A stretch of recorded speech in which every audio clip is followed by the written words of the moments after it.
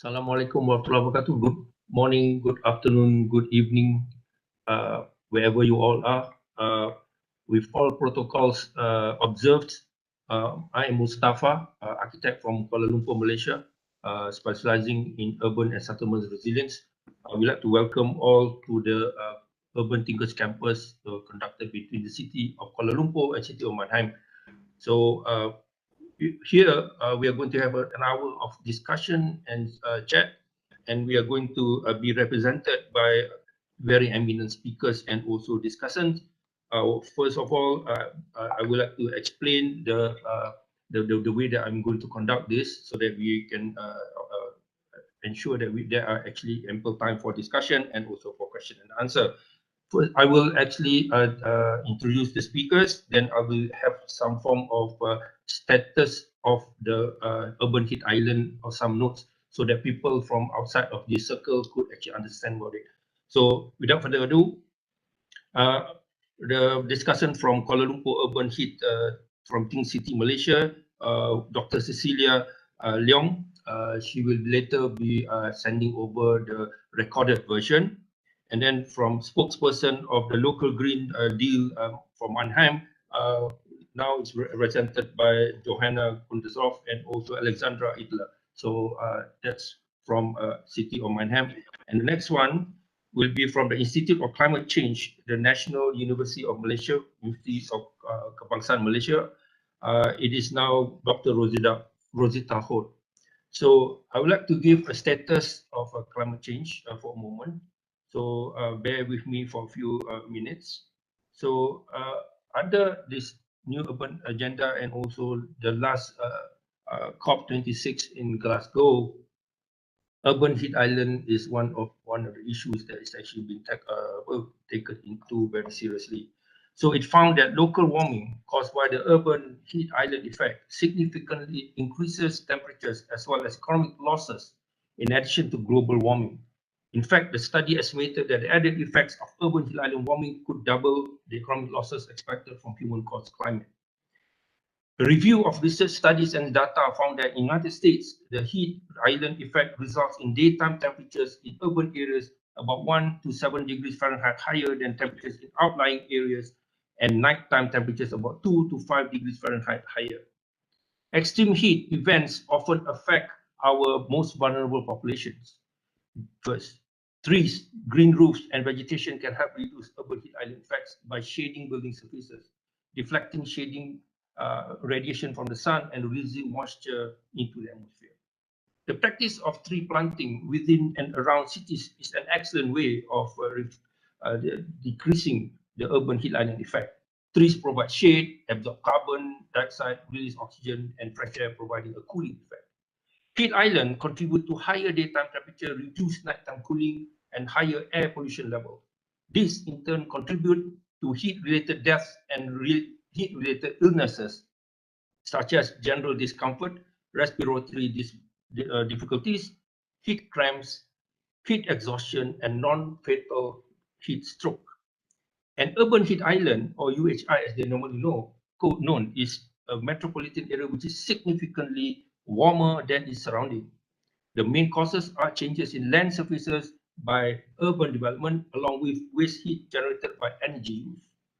Overall, the urban heat island effect has not contributed very much to our warming world. Other human activities, primarily the burning of fossil fuels, are the main culprit, but it's still one of the main concerns. The phenomenon of urban heat island, in which concrete and built areas in cities experience higher temperatures than surrounding world, may get accentuated with rapid urbanization. This is the conclusion of a new study of urban sector for development of smart cities done in 2017. An urban climatologist studies the climate in and around cities. Urban areas are both affected by weather and climate and exert an influence on the local scale, weather, and climate. Cities too are important sites for greenhouse gas emissions because of the high energy demands by urban residents' activities. Since most heat islands have little water storage capacity because of their forests, so this will hamper the best of health in the cities. The urban heat island effect happens because closely packed buildings and paved surfaces that make up our cities amplify and trap heat far more effectively than natural ecosystems. and rural areas, which are often shaded by trees and vegetation, cooled by abundant moistures. So with that notes, I would probably set the stage already for about this urban heat island. So with that, I would like to invite Dr. Ceelia to actually begin a first paper on this. So Dr. Ceelia, the floor is yours for 16 minutes. Thank you very much.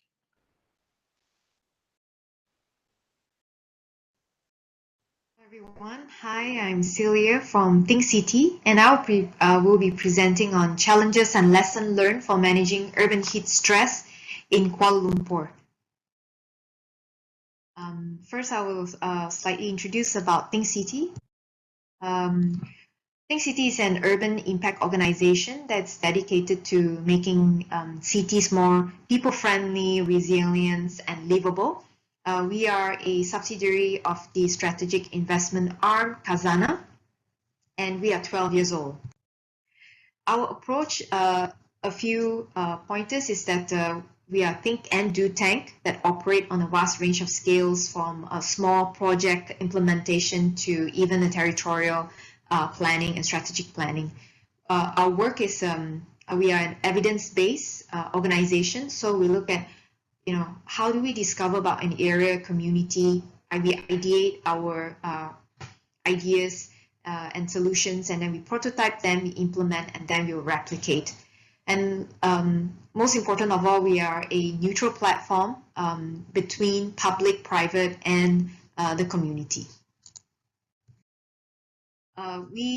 Our strengths are in city making, and key programs are in several areas, such as urban mechanics, social resilience, climate resilience, culture-based economic development. And these programs are to help to unlock the full socio-economic and environmental potential of Malaysian cities to drive sustainable national growth. So today I'm going to focus on one of our flagship, which is the climate resilience. We specialize in nature-based solutions to combat the effects of climate change and flash floods or urban heat island effect. And our key focus areas is tree, which is climate adaptation, ecosystem restoration, and advocacy. So since we have mentioned urban heat island effect here, I'll explain a little bit more when we come to the topic later. So to set the scene, let's go to the global climate change, scenarios before zooming into Malaysia impacts and what can we do about it.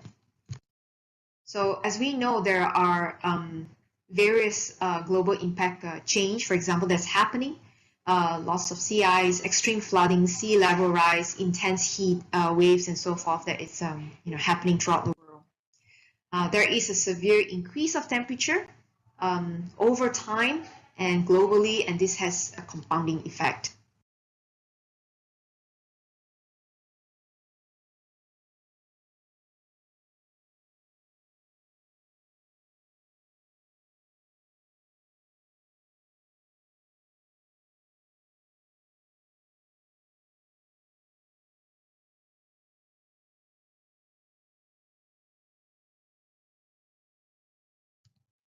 And this has become a major natural threat in the 21st century. For example, 90% of all disasters are climate related, and as such, there is a $520 billion global economic losses. 26 million people are pushed into poverty annually, and tropical regions where Malaysia is located are being pushed to the limits of human livability. So how is the climate change in Malaysia? Okay, so Malaysia is located near equator, and our climate is categorized as equatorial, being hot and humid throughout the year. And recently, our study reviews that the Malaysian cities are getting hotter in the last few decades, and that's up to 6.75 increase in peak surface temperature, which is we are experiencing the urban heat island effect. The 5 cities as we chose actually experience some of the biggest physical and environmental changes with high population And this study is to give a snapshot, to raise the awareness and educate communities on the effects of climate change. There is a consistent increase in temperature in all 5 cities. We found that it's primarily due to urban heat island effects, lack of greenery, and global warming. We found that the rise in the land surface temperature is mostly due to urban heat island effect, and this phenomena happens when the urban area is warmer than the surrounding area, and this is responsible for 2 to 8 degrees higher in temperature than the surrounding area. So this happens when urban heat island effect happens when we replace the natural landscape, which is like green, with materials that absorb and retain heat, such as concrete and asphalt. And you will see these materials widely used in buildings, pavements, and roads. However, when you see that the surrounding green areas has also increased in temperature, there is almost certainly a compound effect of urban heat island effect and global warming as well. We have produced these heat maps using open source satellite images made available by NASA. And these are all made available to the public and community to view them. You can access them on our Urban Analytics website.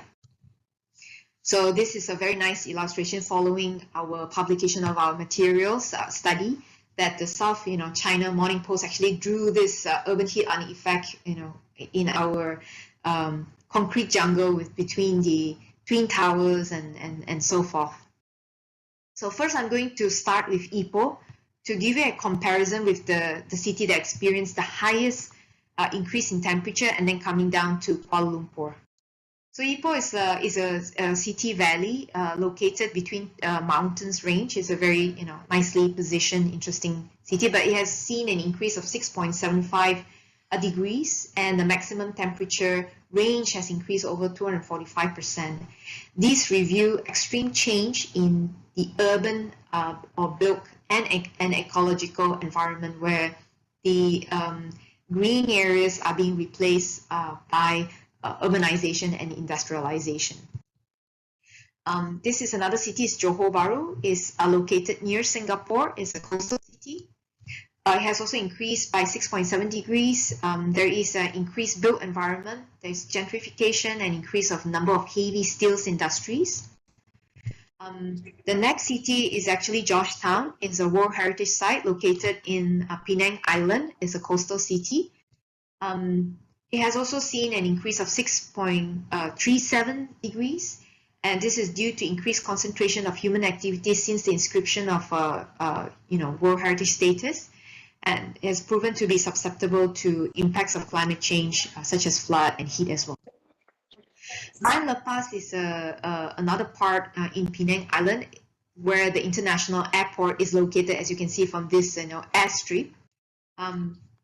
It has also increased about like 5.63 degrees. There is increased industries and urbanization. We can also see the Penang and International Airport and Industry in the southwest, which has seen a fair higher level because of the higher level of human activities and thermal radiation emitted from the airport runway. There's also a part of area where it has been reclaimed. There's a land reclamation to expand for urban expansion as well, and that has increased in terms of temperature. Finally is Kuala Lumpur.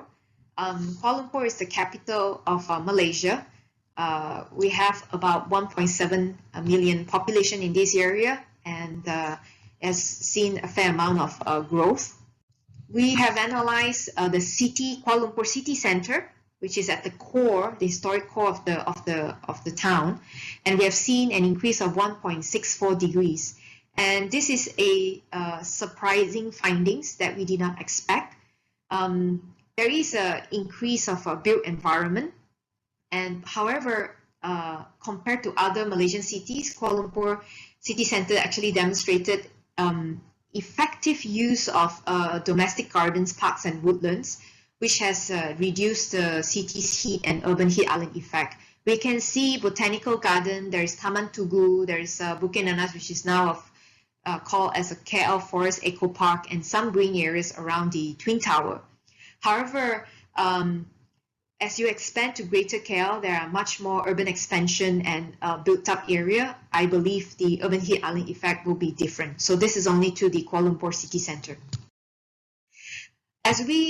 Another interesting exercise that we did was taking our thermal cameras down to the city eye level and walk around the city center. It's extremely hot. These are thermal images. As you can see on the left is a river of life. Is along the river. There's a very beautifully made footpath, for people to walk and so forth. But at the midday, it's about scorching of 61 degrees. It's painfully hot to walk. And Lamatu Perak is a pocket park where, with the greening, the temperature has dropped considerably, and highest temperature is also recorded at 39. So how does this impact us? Malaysia urban areas is like in 1980s, we have only 20 days of heat waves, but by 2050 there is a 10 times increase where there will be projected of 200 days of heat waves. So rise of temperature will impact our health and increase costs. Impact health as in there is a negative impact on human and ecosystem health, okay? Is less livable conditions, and also there will be loss of economic agriculture production. Food costs, of course, will increase as such, and there will be increase in energy costs.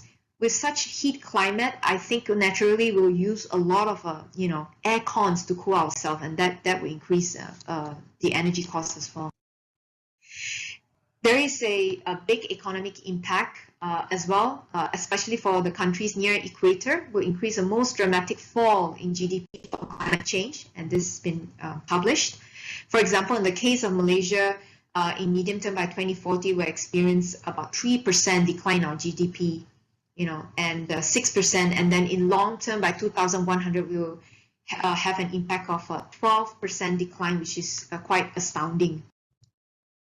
But what can we do about the climate change impact, and especially about heat island effects? Recently, the Kuala Lumpur City Council has developed Kuala Lumpur Climate Action Plan 2050, and this is towards the carbon neutrality by 2050. There's a 4 major approach: emission neutral, to be resilient to climate hazards, governance and collaboration, and inclusivity and benefits for all. Apart from policies, Pink City ourselves, we have also contributed in terms of international impact. We have won the Climaton Global Cities Award in Paris, and with I think we shortlisted with Miami, Portland, Salvador, and Dublin, and the money we obtained to sponsor our climate resilience 3 species study, which I'll explain later, for Malaysia. And also at the same time, we submitted to obtain fund from adaptation fund, and we have successfully obtained end of last year $10 million for Penang Island. Let me tell you a bit more about this program. So the Penang program is a nature-based climate adaptation program with the goal to use a nature-based solution to reduce climate change impacts in Penang, to reduce the threats to human life, and also infrastructure and property. The approach is science-driven in terms of design, and also to use the results and impact assessment to evaluate the program itself. There are 4 major components. There is urban greening, stormwater management, social resilience in terms of looking into vulnerable communities such as elderly, the women, the children, and also the impoverished, and also to build the institutional capacity. Nature-based solutions actually have a lot of benefits.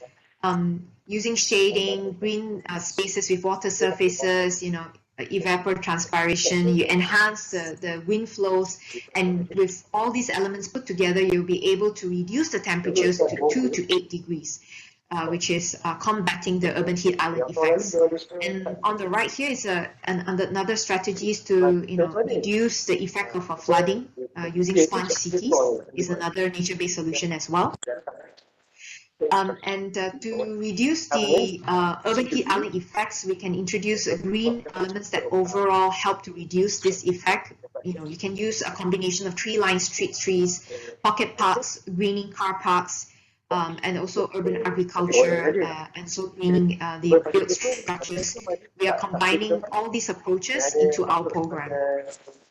And expected outcomes will be the reduction of the temperatures using the shaded areas in 6 to 8 years after completion of the plan, reduce the health threats, GDP, economic losses, vulnerabilities, and improve the community readiness towards climate change.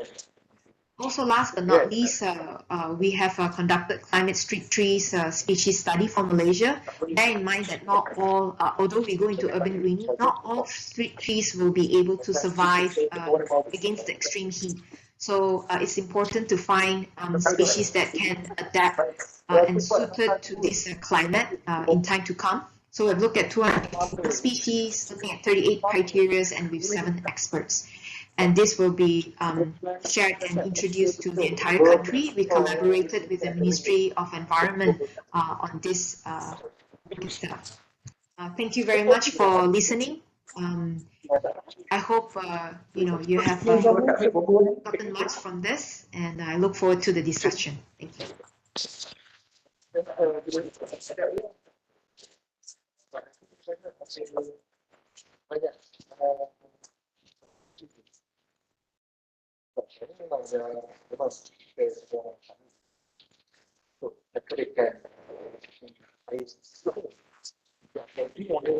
Please mute.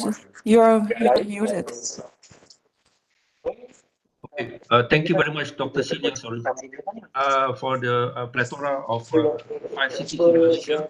Could someone mute their microphone who is actually making the noise just now? Before I continue.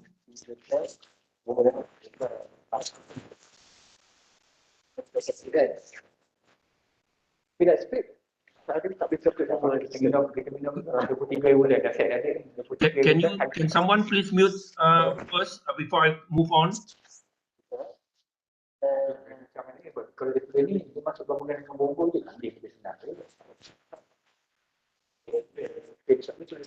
Dr. Ceelia, thank you very much for your reporting. I think we now move to the next speaker, which is Johanna and Alexandra from the local Green Deal on Mannheim. The floor is yours for the next 16 minutes. Thank you very much.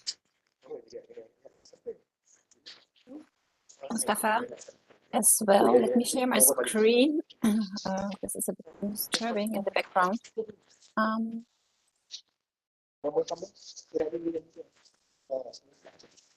So I think you all can see my screen now.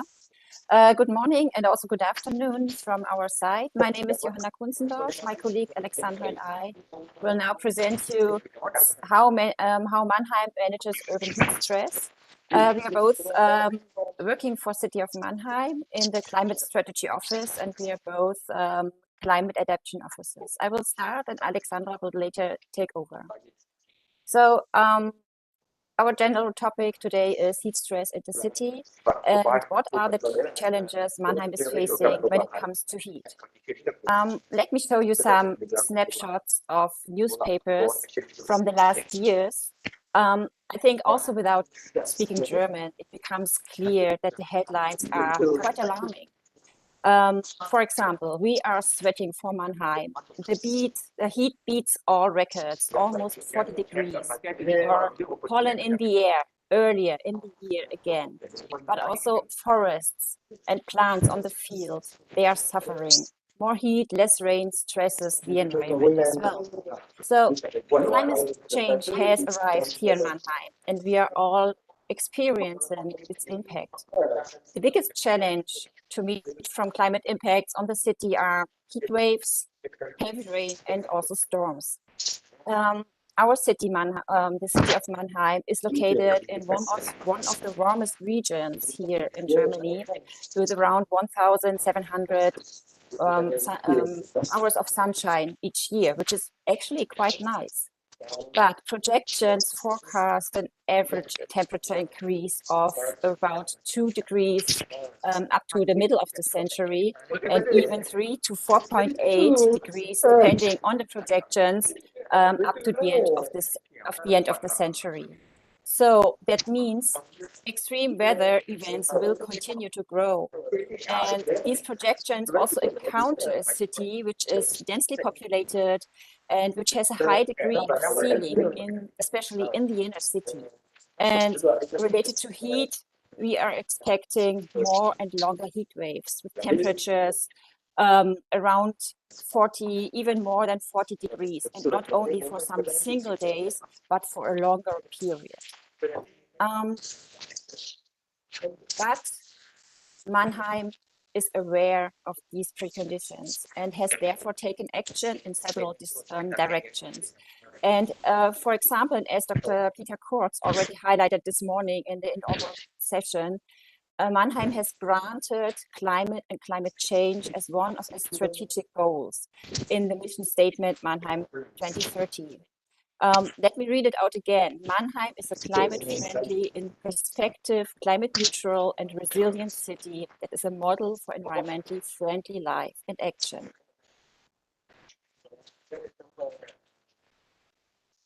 And in order to support this goal, Mannheim has set up the concept Adaptation to Climate Change in Mannheim already in 2019. And we are currently working also on a new climate protection plan 2030, which will update the already existing climate protection concept 2020.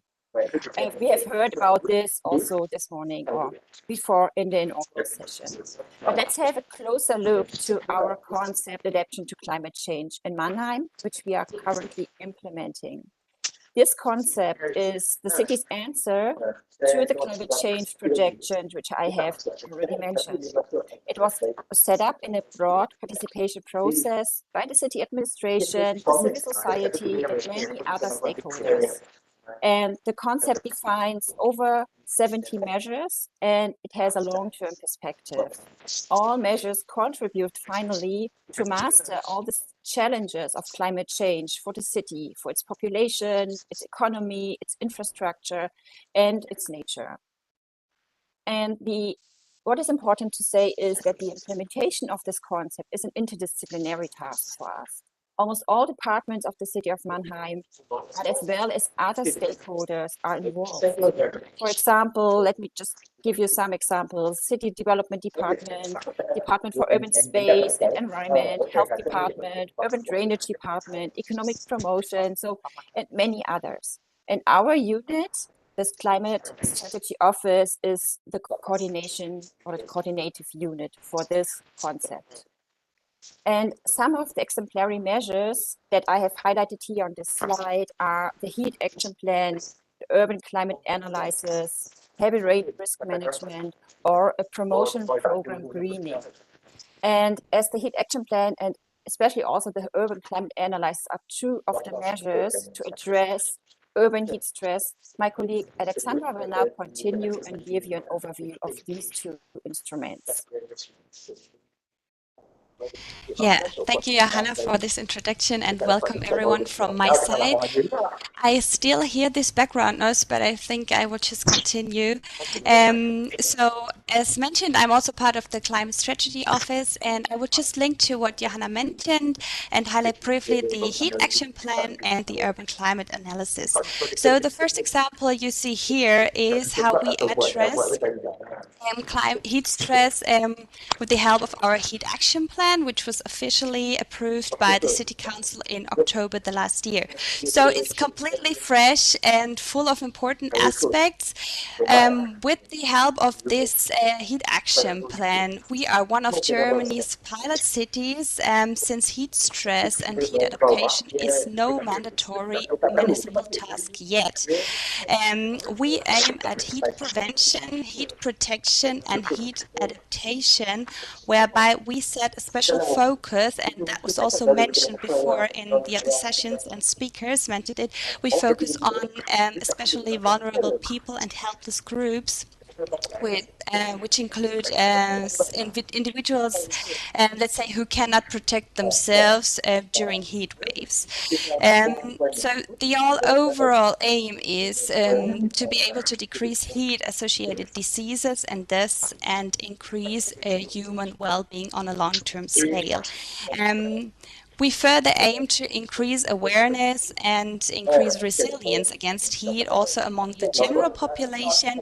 Anyway, it needs to be clarified at this point that mainly the action plan can be seen as an alarming plan, let's say it like that, because it contains a set of sensitive measures that aim very much on the awareness raising process, on alarming strategies, on behavior adaptation, and not mainly on infrastructural measures, although we're also mentioning them because it's important to set up an integrated approach when addressing heat stress.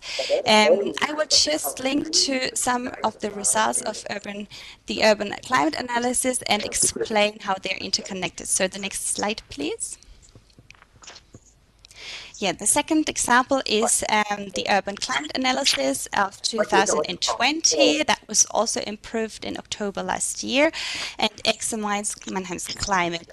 Its elaborating process included current temperature measurement data that was supplemented with further information such as geographical location and type and density of building development.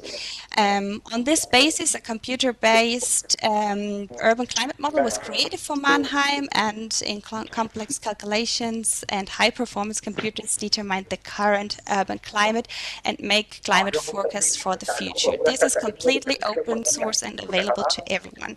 So the present urban climate analysis is based on the business as usual scenario, which was also mentioned by Johanna already, as you see what will be the temperatures in 2050 and 2100.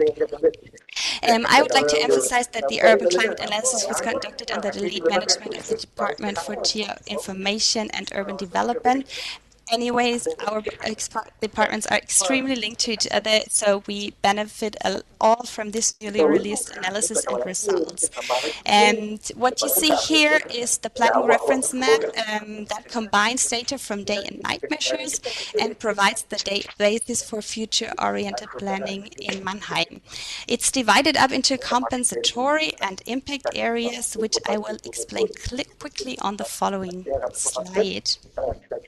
Yeah, it's in German, unfortunately, but I think you can understand. So as you can see, the planning reference map is divided up into different scales based on an assessment matrix that demonstrates the heat stress within the city area. So the red zones are the impact areas, whereby the greener zones represent the compensatory areas.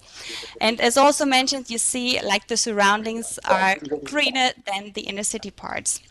Let me give you an example. I don't know if you see it right now, but before you saw that number 4 includes the inner city and the squares, where we have a high density of buildings and sealed surfaces, which you see colored in different red tones. And for example, number 3 represents a great green track, which functions as a fresh and cool air corridor and is colored in green tones. So if we have a look at this map, we can derive immediately a very strong urban heat island effect within the inner part of the city. And the heat island effect was also mentioned before now, is a typical phenomenon of the urban climate. So as temperature rises, so does bioclimatic stress for people, and it affects our well-being and our health. I will just give you another example on the following slide.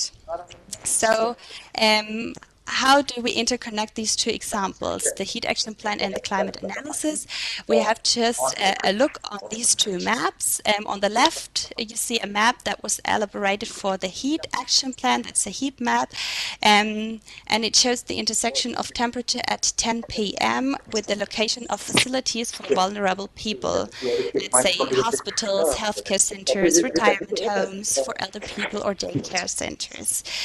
On the right, you see again the planning reference map, and as we see immediately that vulnerable people are mainly living and staying in areas of impact zones and less in compensatory zones. Next slide, please. So what can we do and what are we already doing to address this?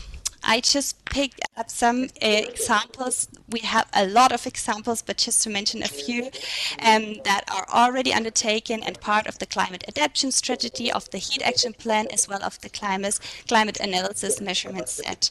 So to reduce heat stress, it's important that we should have, or for us, it's important to have an integrated approach of climate protection as well as climate adaptation. So one example is, for example, the energetic urban renovation that we have been conducting for several years now in various city districts. Another aspect is the conservation of green spaces, cool air corridors, as well as trying to enlarge these areas and combine, for example, parks, or establish new greening zones by, for example, unsealing or to maintain and increase the compensatory areas. This goes along with the implementation of shading elements that could be, on the one hand, on infrastructural basis, such as awnings or umbrellas, as well as, or even better, and already mentioned before now, on nature-based solutions, such as the increase of the tree stock, for example, which was also mentioned by my colleague before. So Mannheim has a tree planting plan which aims to increase the number from 300 annually new planted trees to 1,000 new planted trees per year. And last, the example you see on the top right is the vertical gardening facade greening, which combines and extends, in my point of view, the three mentioned aspects. So to raise awareness and involve private parties, the Climate Protection Agency of Mannheim, which we are very linked to and closely working together, offers consulting as well as funding programs in order to increase greening in the city and involve citizens directly. And I think we have enough time, so Johanna can just have a closer look on our greening program.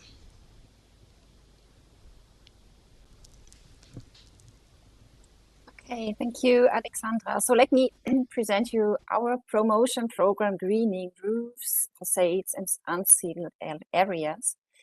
It is also one element of our concept adaptation to climate change in Mannheim. With this program, the city of Mannheim supports owners of houses financially. For example, for roof greening, a financial support of up to €20 per square meter is granted. And this grant is financed by the city itself and has not only an incentive, but also an incentive effect on the owners. As Alexandra already said and mentioned, the program is managed by the Mannheim Climate Protection Agency. We are quite closely linked to, and they offer the consultancy service to those interested in the greening program, and they also manage the greening fund, and also they pay the grant to the owners. And this program is quite a success. The city provides €100,000 each year for this program, and we have about 30 to 40 applicants, and grants in the amount of at least 75,000, but even more can be paid out each year. And all costs related to greening works are funded. That means the planning, material, construction, removal of ceiling, renaturation of back and front yards. The city has set up a directive, and in this directive, all activities funded are described. Who's eligible for this promotion program, especially or mostly owner of building in the city of Mannheim, but not only owner who live in their building, but also owner who rent their buildings or their flats to others. And this program is accompanied by a communication campaign. You can see some pictures of our communication campaign of 2019, was launched in 2019 with the title Mannheim Makes Room for Green. And you can see it on the pictures. From head to toe, we are adjusted to make the city a greener and less heat-stressed city. And with these funny and I think also very positive pictures, our presentation comes to an end. We thank you very much for your attention and look forward to your questions. Thank you very much, Johanna and Alexandra, for that beautiful pictures and also the way that you all approach in doing the climate change adaptation program. So I'm also very happy to announce that the background noise, which was disturbing for about 1.5 speakers just now, was actually eliminated now. And yeah, I also experienced a blackout. I couldn't see any one of you, but I think I was trying to get that sound, and I come back, and we are now back to normal. So I think now we go for the last speaker. The last speaker is from the Institute of Climate Change, the National University of Malaysia. And I would like to invite Dr. Rosita Hood to actually present her paper for the next 60 minutes. The floor is yours. Thank you very much. Assalamualaikum warahmatullahi wabarakatuh, and a good afternoon as well as good morning. Trying to share my PowerPoint. Is it okay? Let's show. Yes, can you make it on full screen? This is actually got the site. Can you make it on? Yes, thank you. Yes, thank you. Please proceed. Mustapha, I just want to do a correction. I'm actually from the Department of Community Health, from the Faculty of Medicine, but the same university as Dr. Zaini earlier. Okay. Pardon, yeah. Okay, my background is medicine and public health. So I'm glad to be in this group from listening to earlier speakers, because health has been mentioned and illnesses has been mentioned. So I think I would like to share our work so far with regards to the urban heat. So I have to go through this because we have already established from the introduction as well as the previous speakers. But what I would like to bring to attention is the impact. We have mentioned some earlier speakers have talked about the impact, but I'm focusing more of the extreme weather events, which will in the end affect the people, the community, and their health. So with the current 1 degree Celsius of global warming, we can see globally that it actually have impacts on the, for example, heat waves, wildfires, and deadly hurricanes. And for Malaysia, we have experienced more frequent and more severe floodings in the recent years. And this is based on IPCC 2018. 700 million people will be exposed to extreme heat waves at least once every 20 years in a 1.5 degree Celsius world, and it is and it will be worse, whereby in a 2 degree Celsius world, it will affect more than 2 billion people.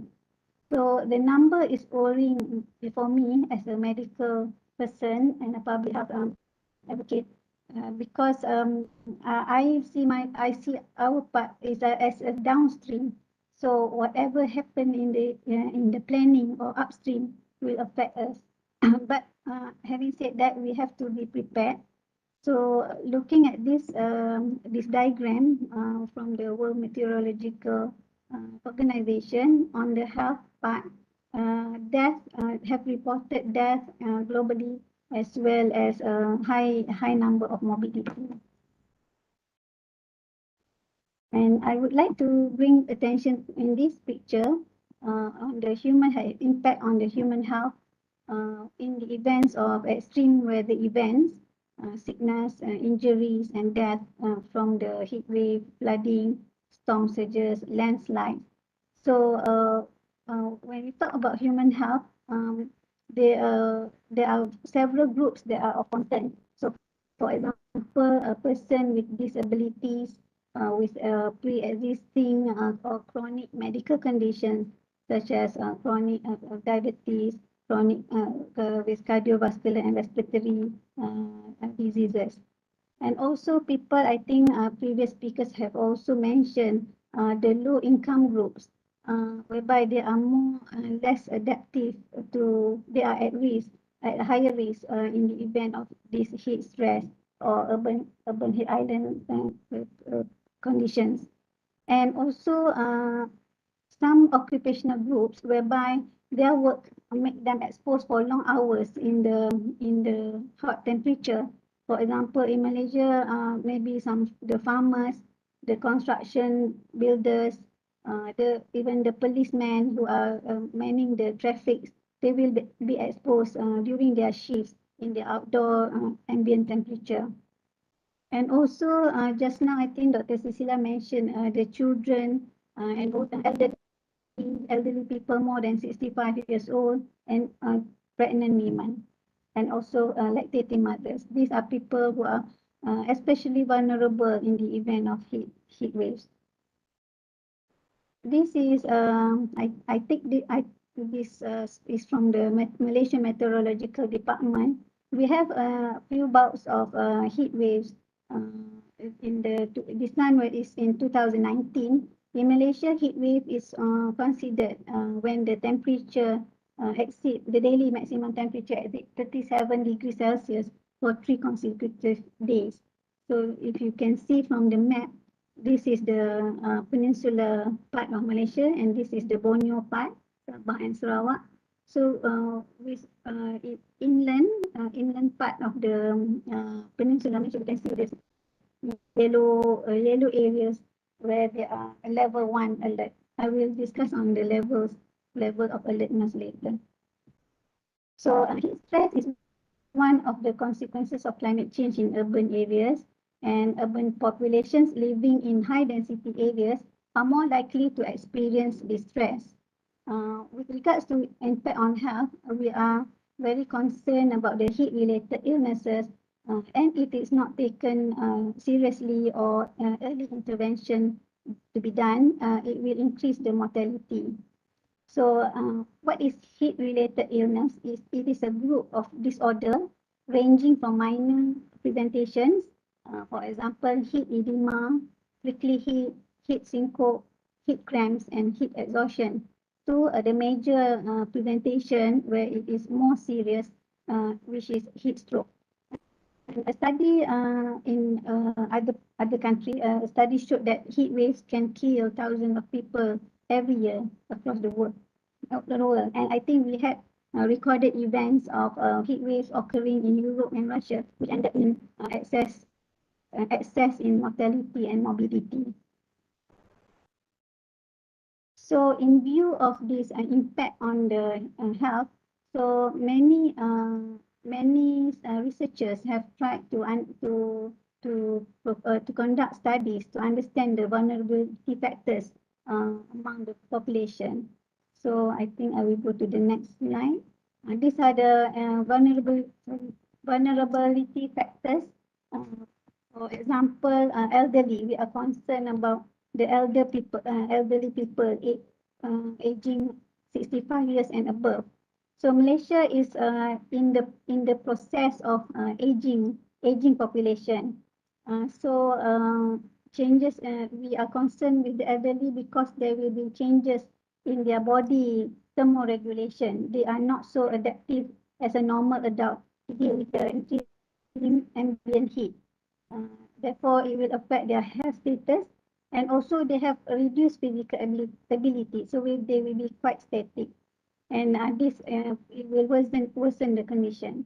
And for the female is more at higher risk compared to males because of the differences in the thermophysiological functioning, and also especially if they are pregnant, and also during their lactating mothers, because of the hormones, so they are at risk.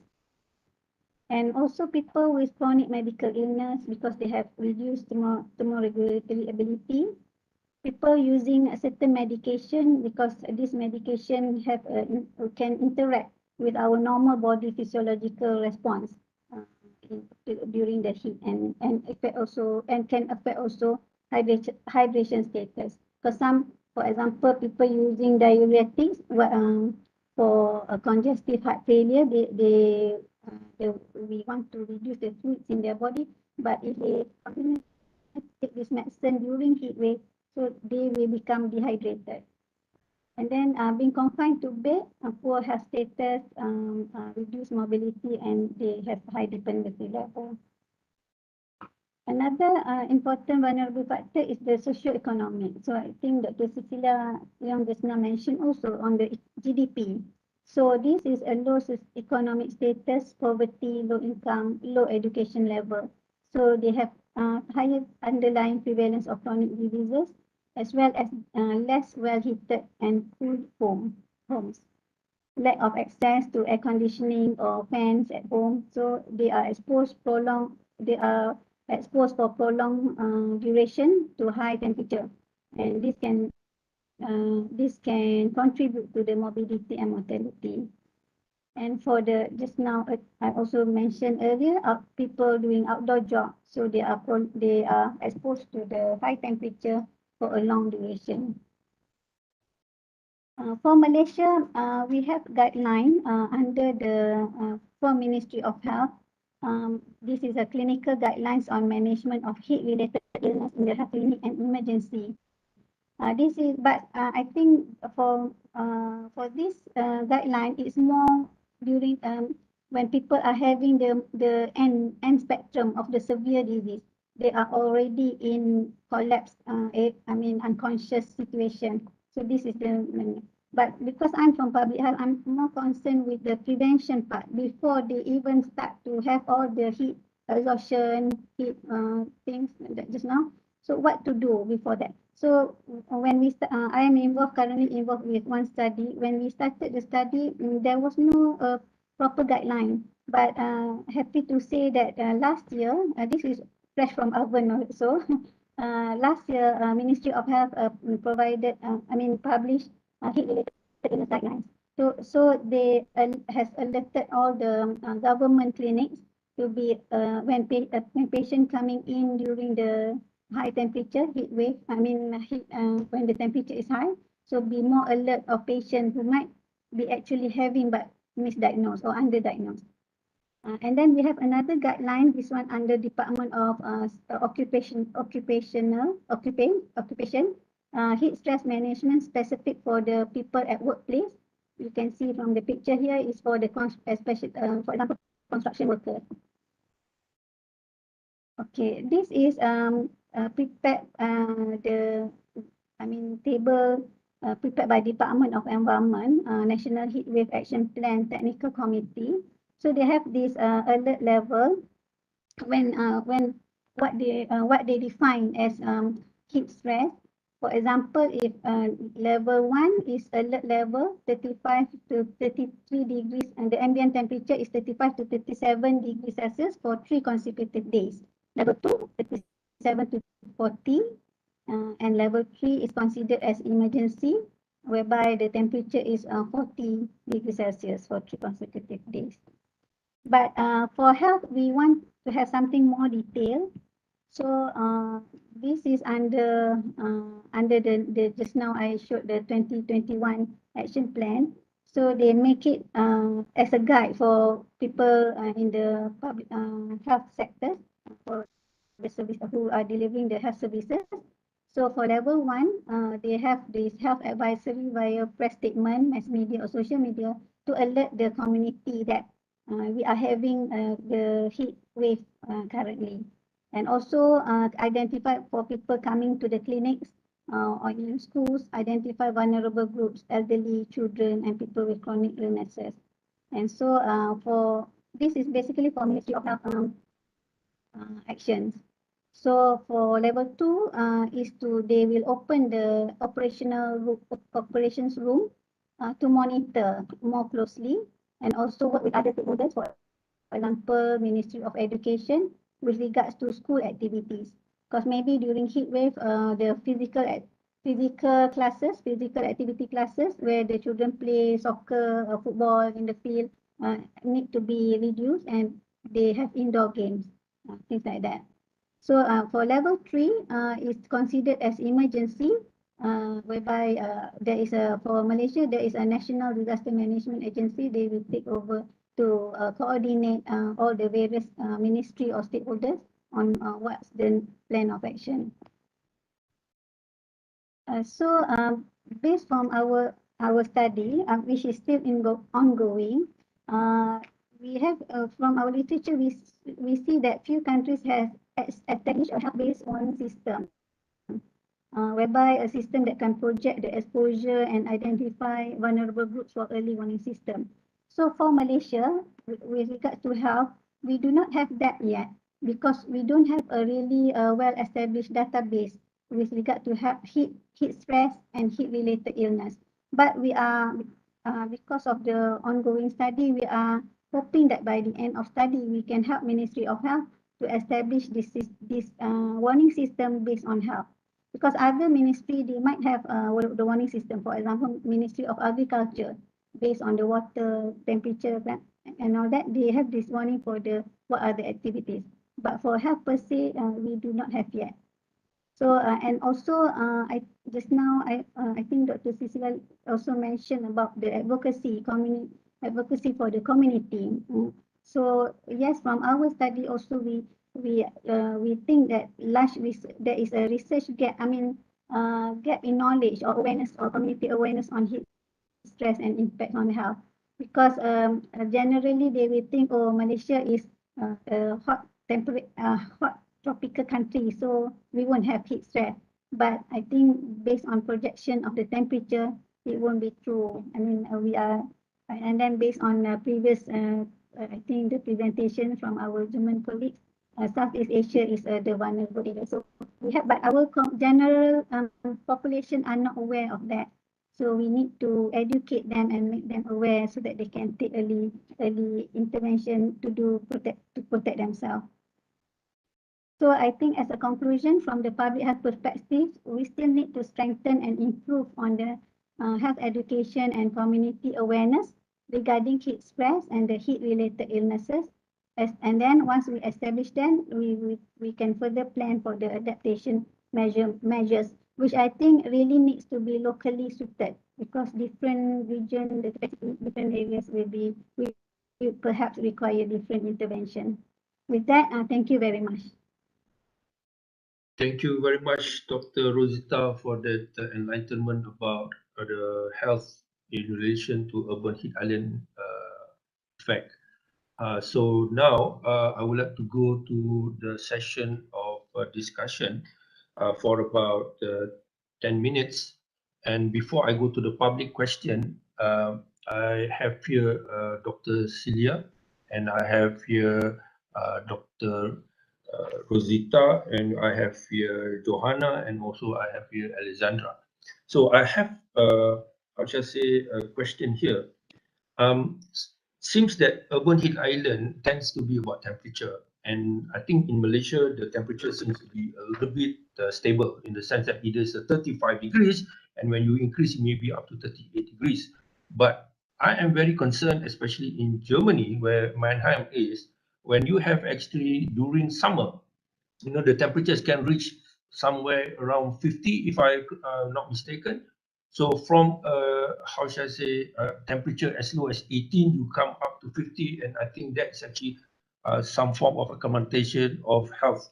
So I would like to open the discussion to how could we actually make sure that will be reduced, and maybe from the tropical science, or even from Johanna or Alexandra, or even Dr. Ceelia, from her 5 cities in Malaysia that she has done a study, what is an area or what type of things could happen or we could do. So if I were to go to say Johanna or Alexandra, our guest from Germany, you can enlighten us. How would you, apart from what you have done, I think the result may not be so, how should I say, apparent now. Can you enlighten us, and whether we can suggest anything further from that? Thank you.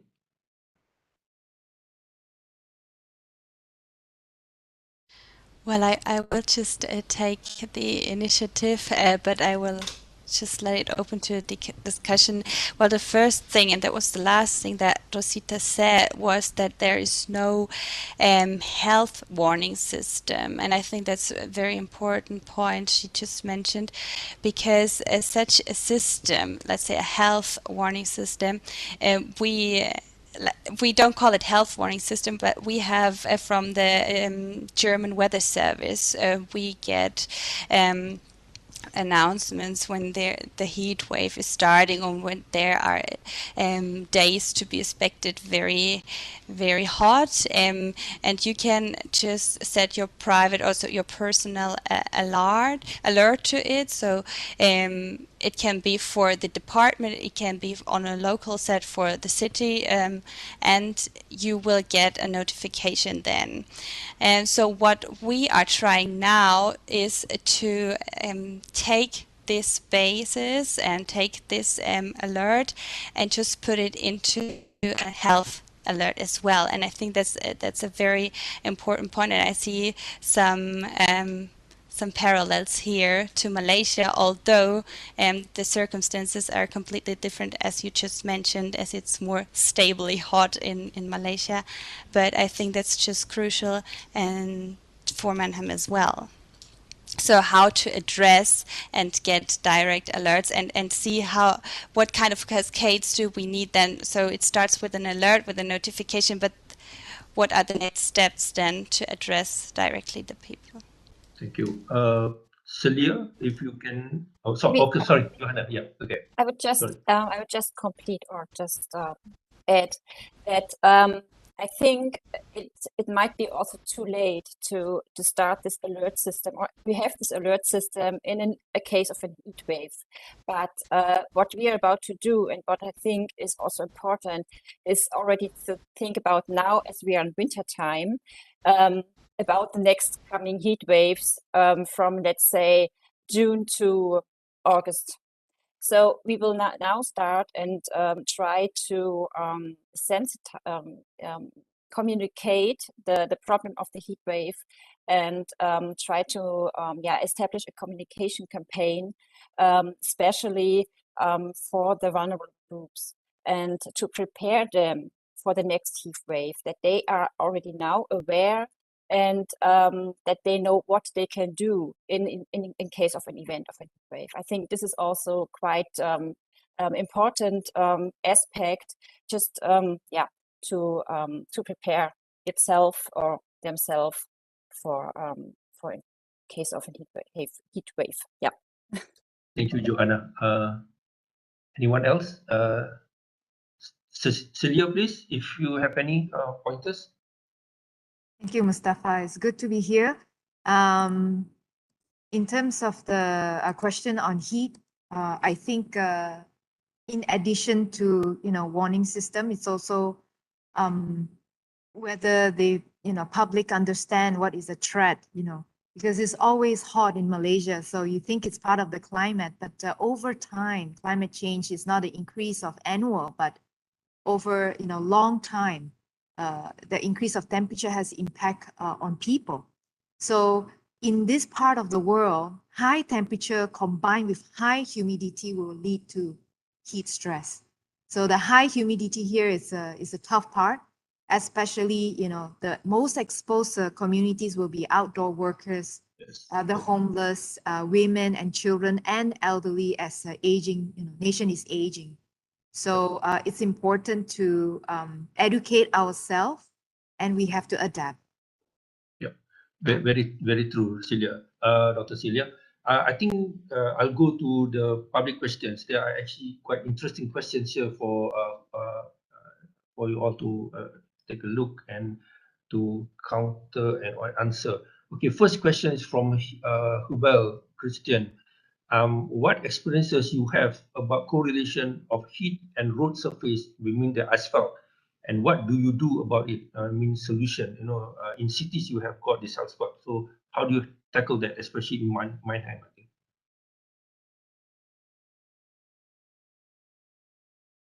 Johanna or Alexandra? Yeah, I would just take I'm not sure if this question was aimed at Malaysia, actually. But I would just... We're having both sides to answer, because I think the road surface is a lot, especially during summer, and also both in Malaysia also you got that same problem. So I think we need to tackle that as part of an urban issue. Yes. Okay. What we have been doing the past year was actually to put all the stakeholders together into to have a workshop on exactly what kind of data do we need, and what kind of data does everybody, every individual who's working within the city and related to any topic that concerns climate adaptation and heat adaptation, what kind of data do they need to address their tasks. And one part was the infrastructural part. So we found out that we need more data on it. We need more data on how does heat especially affects infrastructure. I mean, there's a lot of data already, data we already use, but like the direct correlation of heat and road surfaces is crucial, but we need more data to really then derive new measures. And the data, sometimes I think this is also something we are working on, is the data is sometimes already there and we already collect and gather the data, but we also need to know how to use the data. Which one in the city does also needs to know what are we doing, where's the data, and it is crucial to have an interdisciplinary team working on these aspects, especially if it's also focusing on infrastructure. Okay, Dr. Ceelia, is there any new material which is actually a cooling asphalt? That means to say that the asphalt is green, or the asphalt is actually ecologically better than what we use now, which is black, and it uses a lot of heat when it's actually absorbed by the sun or by the weather. Have any of you heard of any new invention of that? I think I was going towards in that direction, because until we do get hold of that culprit, we will not get to that solution. Dr. Ceelia? Well, Mustapha, I'm not a material expert, but from the experience we have with the thermal images. So what we have been doing is that apart from the atmosphere land surface temperature that we have been analyzing, we also carry thermal images, thermal cameras, to capture the surface temperature where we are walking on how high the temperature is. The one thing definitely helps is growing trees. Shaded area has shown, even in our thermal images that we have been going on different parts of the cities in Malaysia, that shaded areas has a big difference in temperature between an unshaded area. So we even one time we were in Georgetown, and we have seen a tree, and next to it is immediately the road, and a person is cycling. Under the tree is less than 30 degrees, could be 20 to 25, but on the upslope itself is relatively higher, could be to 40 to 50, and it's scorching hot on your feet. So shaded, really helps in terms of urban heat island effect. It can help to reduce, especially even in atmosphere, 2 to 8 degrees. It helps to combat the urban heat island effect. So green is important. But on the surface, I think, for example, like pavement, we have seen there are methods to paint the pavement, for example, white, to how do you call that? Reflect. Yes, reflect the sunlight and so forth, and it's actually lesser hot and so forth. There are various materials and interventions that you can have, but shaded pathways is definitely one of the better ones. Okay, I'm actually have got to speed up this thing, because I think you need about 2 to 3 minutes to transfer to another room, which is going to happen in about 5 minutes. But from the two other questions actually being tackled by the two speakers, but I think there's one question here which is very, very important, is whilst overseas there is actually a lot of education on weather interpretation. For Dr. Rosita, how can we get the meteorological department to have this increasing weather literacy, especially in Malaysia? We always take it for granted that, okay, there's rain, but what is it about? What is actually the detail? Oh, there's sun warm. So how could you, if you can provide us with some answer in about 2 minutes, and I think that could, then I could do the wrap up for this session. Thank you very much. Thank you. I don't have the exact answer at the moment, I think, but we need to educate the community. But currently through research and meetings like this, platform where various agencies we meet, then out from our part, from the health part, we can sort of synchronize with the meteorological data. Because when they tell in the TV or the media 37, 39, but what does it mean to the health? So I think the Ministry of Health has been disseminating, I think, through their Facebook and their Instagram and their link, all these documents, pamphlets on how to recognize early signs of heat stress, dehydration. Means that when you see the meteorology say 37, and then every day also 37 for 1 week, be aware, be alert of maybe you have increased sweating or giddy, things like that is early signs. That one they need to know that they relate to the temperature rather than they think, oh, this is some viral infection. But in this COVID pandemic also it can be tough. So I think, thank you for that. Thank you for the question. Right. Thank you very much, speakers, eminent speakers, and also discussant for this, and also the questions on the table. Whilst I read out the conclusion that I've got of this session, if you all could open your cameras so that the organizers can take the group photos of us, so that we can go to the next session in about 2 minutes. So I think from the discussion and all the presentation, it seems that there is still lack of greenery. And this lack of greenery is really very crucial, especially in the tropical and major areas along the tropical areas. Plus, even though they are green being implemented, there's still not enough. So I think we need to provide incentive in order to do those sort of green. And how we approach the green, there has to be some form of close relations between the local council, the consultants, the developers, and also people on the ground. And I think this is actually very, very crucial for us to actually reduce the temperature from the currently hopefully not reaching 2 degrees above, but we can maintain at 1.5 for the moment. And we also need to have an education about what it means to be green and what to mean to have a lot of trees, and what is about shading, and how do we tackle colors, and how do you tackle other forms apart from just planting trees. And probably the last part is we need now to put health at the utmost importance, because temperature also relates to health condition, and asthmatic and other forms of health related problems can escalate and can result with death. So with that, I think we already reached to almost the end of the session. I'd like to thank Urbanist and also all the participants from both Kuala Lumpur, Malaysia, and the rest of the world to this session. And I return back to the organizer. Thank you very much. So I think you all need to go to Urban Lab 2, right? So you need to switch to Urban Lab 2. Thank you.